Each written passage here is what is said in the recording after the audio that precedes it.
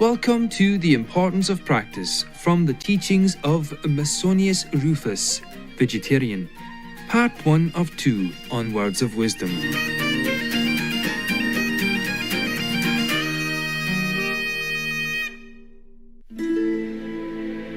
Gaius Musonius Rufus was one of the great Stoic philosophers of the Roman Empire. He lived in the 1st century CE and was born in Volsini, an ancient city of Etruria that is now part of present-day Italy. His philosophy focused on the study and practice of virtue. He believed that everyone is capable of being virtuous. However, people who had not learned the skills of ethical living could not be expected to live without error. Thus, he lived and promoted a simple and frugal lifestyle, which included the learning of self-control, modesty, courage, and benevolence. He was a vegetarian and taught that being mindful of one's diet was a vital virtue. His students included Roman noblemen, senators, and future philosophers. In the years following, his wisdom continued to have an impact on later Stoic philosophy as well as early Christian moral thought. Epictetus, another great Stoic philosopher, was his most notable student, whose principles were deeply influenced by his mentor. Although the works of Gaius Musonius Rufus are mentioned in the writings of Epictetus, most have been lost through time. However, his philosophical teachings in the form of aphoristic sayings and discourses were preserved by his students. This was later translated and included in Cora E. Lutz's book, Musonius Rufus, the Roman Socrates. Today, we would like to present the discourses, which is more effective, theory or practice, and on training, where the wise philosopher expounds on the importance of enacting the teachings on virtue into our daily life. Which is more effective, theory or practice? The issue arose among us whether, for the acquisition of virtue, practice or theory is more effective. Understanding that theory teaches what is right conduct, while practice represents the habit of those accustomed to act in accordance with such theory. To Musonius, practice seemed to be more effective, and speaking in support of his opinion, he asked one of those present the following question.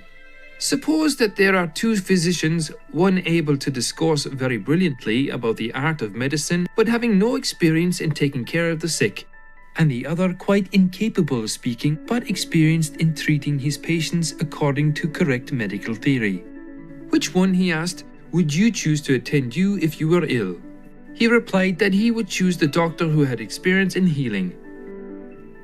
Well then, said Musonius, that being the case in the matter of temperance and self-control, is it not much better to be self-controlled and temperate in all one's actions than to be able to say what one ought to do? Here too the young man agreed that it is of less significance and importance to speak well about self-control than to practice self-control. Thereupon Musonius, drawing together what had been said, asked, how now, in view of these conclusions, could knowledge of the theory of anything be better than becoming accustomed to act according to the principles of the theory, if we understand that application enables one to act, but theory makes one capable of speaking about it? Theory, which teaches how one should act, is related to application and comes first, since it is not possible to do anything really well unless its practical execution may be in harmony with theory. In effectiveness, however, practice takes precedence over theory as being more influential in leading men to action. On training,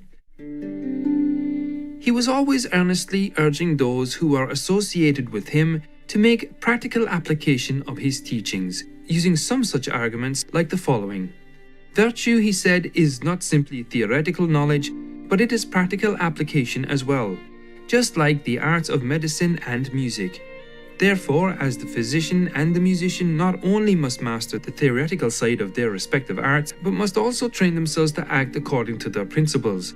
So a man who wishes to become good not only must be thoroughly familiar with the precepts which are conducive to virtue, but must also be earnest and zealous in applying these principles.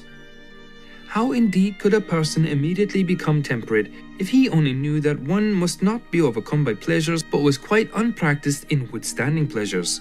How could one become just when he had learned that one must love fairness but had never exercised himself in avoidance of selfishness and greed?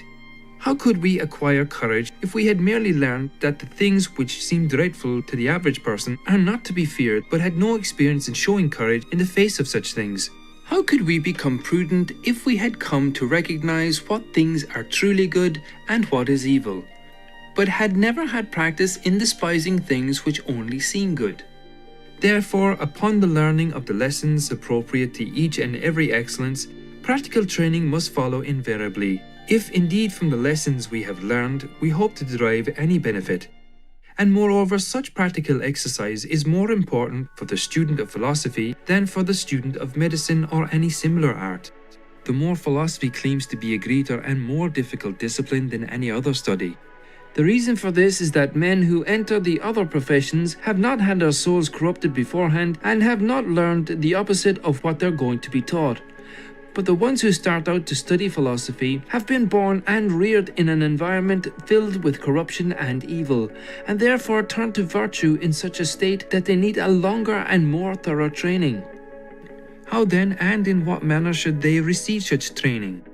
Since it so happens that the human being is not soul alone nor body alone, but a kind of synthesis of the two, the person in training must take care of both. The better part, the soul, more zealously as is fitting, but also of the other, if he shall not be found lacking in any part that constitutes man. For obviously the philosopher's body should be well prepared for physical activity, because often the virtues make use of this as a necessary instrument for the affairs of life. Now there are two kinds of training, one which is appropriate for the soul alone, and the other which is common to both soul and body. We use the training common to both when we discipline ourselves to cold, heat, thirst, hunger, meagre rations, hard beds, avoidance of pleasures, and patience under suffering. For by these things and others like them, the body is strengthened and becomes capable of enduring hardship, sturdy and ready for any task. The soul too is strengthened, since it is trained for courage by patience under hardship and for self-control by abstinence from pleasures. When I visited the farmer, I walked into that farm as a vegetarian and walked out as a vegan. Jason Bolalek, vegan. Blessed viewers, thank you for watching today's Words of Wisdom.